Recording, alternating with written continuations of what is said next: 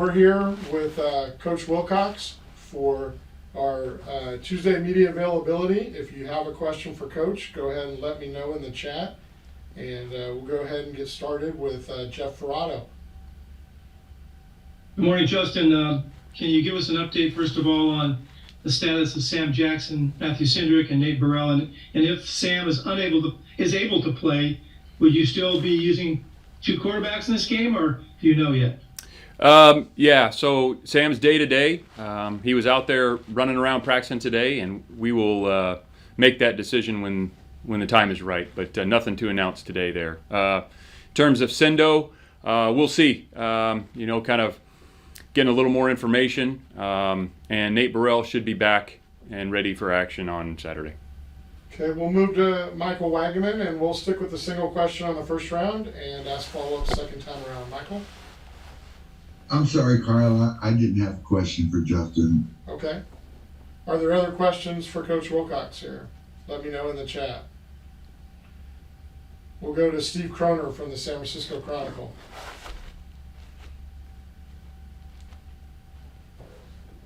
Steve, you may be on. Just in a couple of days after the game, what was there anything when you look back at that game that surprised you either positively or negatively than what you saw from the field?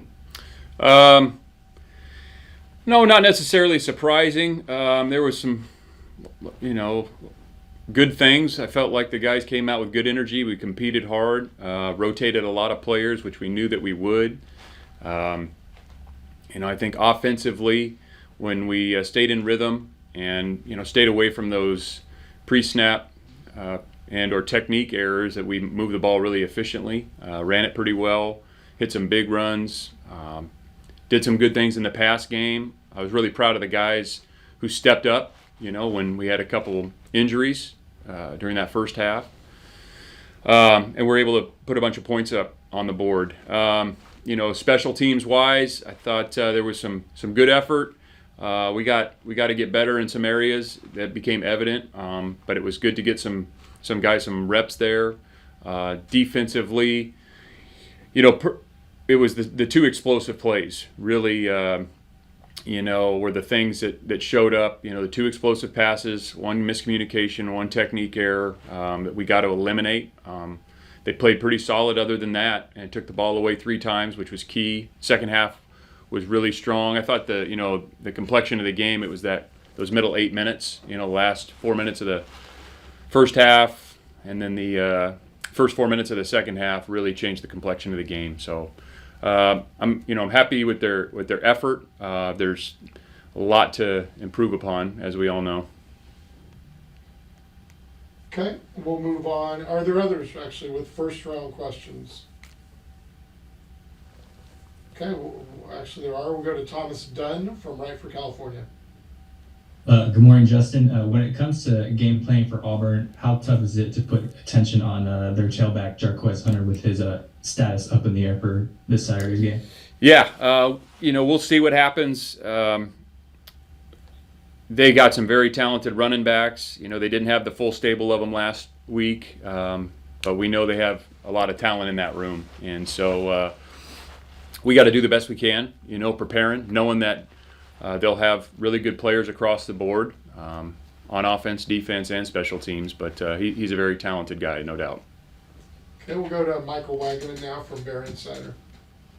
Hey, Justin. I wasn't there post-game, and you might have answered this question back then. I know the quarterbacks were all close competition leading in, but what pleased you best about the way Ben stepped in and handled himself and just kind of carried the offense, or ran the offense? Yeah, we weren't surprised that Ben went in and played well. Thought he showed strong command of the offense, confident. He stood in there and threw the ball, was decisive. He wasn't perfect, and he would tell you that, but I think he did a really good job. And the first play comes in. I think we're on a third down and rips it out there on the perimeter, get a first down off of it. And anyway, I thought Ben did a really nice job, but it wasn't surprising to us who had been around him during fall camp. Okay, anybody else with a question the first time around? Okay, we'll go back to Jeff Ferrato, and then anybody with secondary questions and follow-ups, let me know in the chat.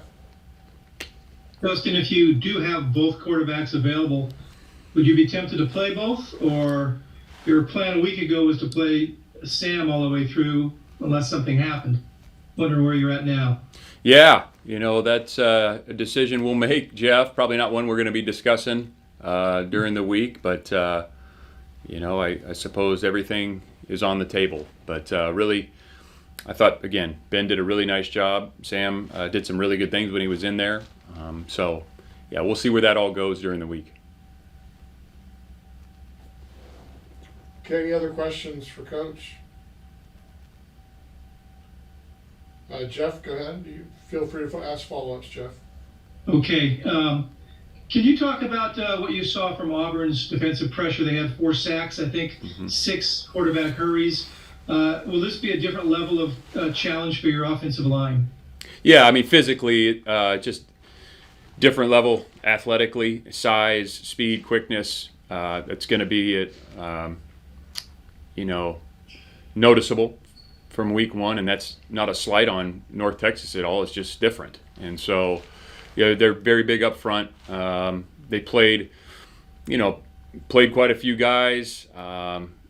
They play some 4 down, some tight or odd front. They got quarters coverage, nickel pressures, boundary pressures. They kind of mix it up. They do a good job. Coach Spav actually has crossed over and competed against Coach Roberts quite a bit. But they did a good job. And athletically, they're an SEC team that's got a lot of quick twitch athletes, and they're big up front. Can you talk a little bit about their quarterback situation? They used 2, I guess, by design, and the one kid who was from Oregon a couple years back was very effective in the red zone running the ball, and the other guy, who I guess was Sam's quarterback when they were both at high school together, he throws the ball pretty well, it looks like. Can you make anything out of what they did the other day? Yeah, I think you're on it. Thorne has played a lot of football, Michigan State, and then he's got a lot of experience. He throws the ball well. He seems to command their offense very well. He can still run, and then Ashford is a really unique athlete. You saw where he gets in there and is really really hard to tackle. So a different element, but both very talented players. Yeah. I can ask one more follow before you give this up a minute. You just talk about what it means to have an SEC team come to play at your place, and these teams don't travel out here very often. In fact, Hugh Freeze yesterday said that he hates traveling, and my guess is he didn't schedule this game, so he probably wouldn't do it again. But what's it mean for you guys to have a chance to have an SEC team, playing at your place? Oh, it's great. I think it's the first game ever between Auburn and Cal, so we're excited to be a part of it. Storied tradition there at Auburn, storied conference tradition, and I think it'd be great for our fans and players. I know they're looking forward to it, and what's most important though for us is, preparing and having a great week of practice and preparation. That's going to be the most important thing, and I got a ton of respect for them. They're well coached. They are a very talented team, so we're looking forward to the challenge. Okay, we'll go back to Steve Croner from the San Francisco Chronicle. It doesn't kind of follow up on Jeff's question there. You played and beat an SEC team twice, Mississippi, and sometimes in that vein, you're talking about representing the Pac-12 against another power conference. Well, the Pac-12 is in its last season, it appears. Do you still get the same sense of pride, not only for Cal but for the Pac-12? And going against an SEC team, or is that a little different now? Well, I think you always want to represent, your brand, the conference, the logo, the name on your back. I don't think our guys need extra motivation to represent themselves, their team, the school anymore. I think they're Lost out, Kyle. I think they're highly motivated group of guys, and so that's what I think. I think our guys are going to come motivated to play because they want to represent, their teammates and the name on their jersey, and yeah, maybe the Pac-12. I think that's all probably part of it, but I don't know that it's any added extra motivation that's needed. Okay, before we proceed here, are you guys hearing this or no? I lost sound for about 8 or 10 seconds, then it came back. I'm not sure that was at your end or mine. Okay, sounds like we're okay then. Jim McGill, or actually Thomas Dunn is next in the queue. Thomas?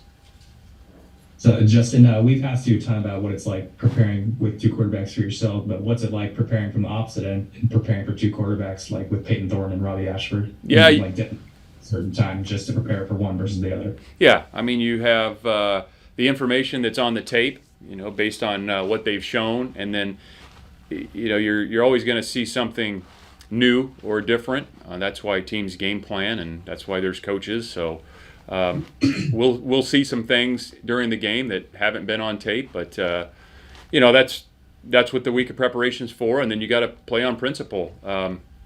And we've done this before. Like I said, we go back and look at what they've done, put a game plan together. They got really talented players, and we expect to see multiple quarterbacks, multiple running backs. We'll see multiple receivers, and yeah, they're a challenging offense to prepare for, but our guys are looking forward to it. Okay, we'll go to Jim McGill, and we do ask that you go on mute if you're not asking the question. Thank you. Jim, you gotta come off mute, Jim. Okay, we'll go back to Jeff Ferrato while Jim figures this out. Go ahead, Jeff. Justin, Michael Luckhurst looked real good for you in fall camp, and then 1 for 3 on field goals. Have you figured out kind of what happened there? Are you still real confident he's your guy, or does that open up the situation for others? Yeah, I am. I'm confident in Michael. Talked a lot about the process of kicking those field goals, and I have full confidence in Michael, and we'll put him back out there again. Was there one thing that was the issue, or did you just miss him? Yeah. I mean, it's there's those guys. It's such a unique skill, and for all you, I guess, there's the golfer analogy, and hitting that the same every time, keeping that swing the same, and when one little thing is off, that can kind of throw off the rhythm. But he's a very talented young man, and we got confidence in him.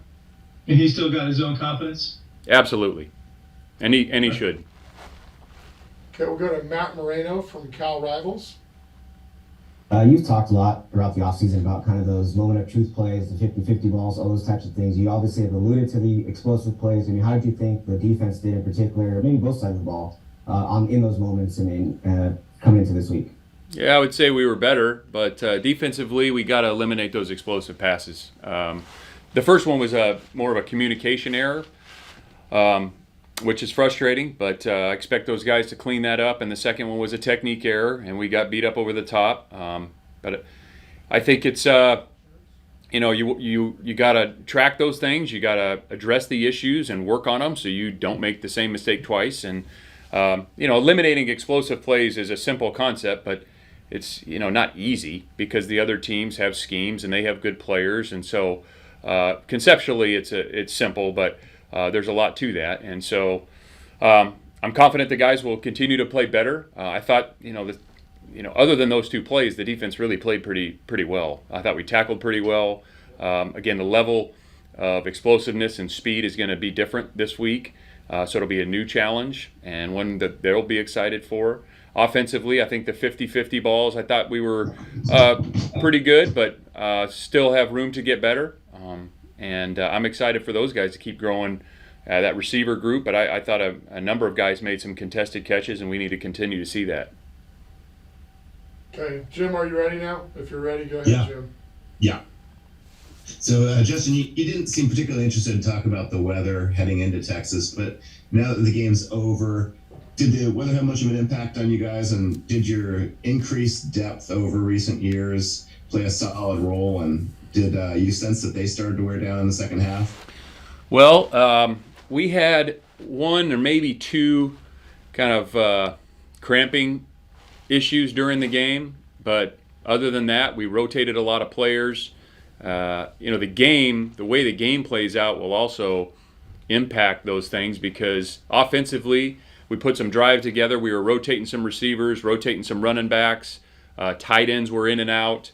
Defensively, we only played 50-some snaps, and in the second half we didn't play very many snaps at all. That was a combination of getting 3 and outs or a turnover and the offense moving the ball well. So, if the defense plays 95 snaps, then there might be more to discuss. But, so the way the game played out, I think impacted it, and then having more people to roll through obviously helps. But it really, wasn't a thing. I mean, it was warm for those of you that were there, but I thought they did a good job hydrating. I thought our trainers and strength staff and everybody who was on board to help with that did a really good job as well. Okay, we'll go back to Jeff Ferrano. You are you curious and eager to see how your run game functions against a team of this level? You seem to set the tone with your run game on Saturday, and it set up the path nicely for you. This will be different because of their size, as you said. But can you talk about what Jaden and maybe Isaiah, what you hope to see from them against Auburn? Yeah, we're looking for efficient runs always, and we had some efficient runs. We had some explosive runs. It's a different, new challenge this week. Again, the size, speed is going to be significant, and so I think everybody's excited for that challenge. And we did a great job last week, but this is a new week. We got to continue to raise the bar. We've challenged them on that. Starting on Monday with the first team meeting back, and we talked a little bit in the locker room after the game, like that's the floor. Now we gotta raise the bar every week. Staying the same is not good enough. So it'll be a great challenge and a test this weekend. And you saw what Isaiah did obviously at Montana State, and you watched him in fall camp. But were you impressed with how he transitioned to this level and how effective he was for you? Yeah, we've got to see him in practice, and so we've seen some of that balance and strength from him. He's a really tough guy, and again, you saw some of those runs. The one in particular on the 4th and 2 where he broke a number of tackles. That was great to see. And then on his one of those other touchdowns, we got him the ball and on the edge and made maybe 2 more missed tackles. So really good job by him, and happy for him. It means a lot to him to be out there. Okay, does anybody have a final question for Coach Wilcox? Okay, thank you. We'll have Coach Thanks. Fox shortly.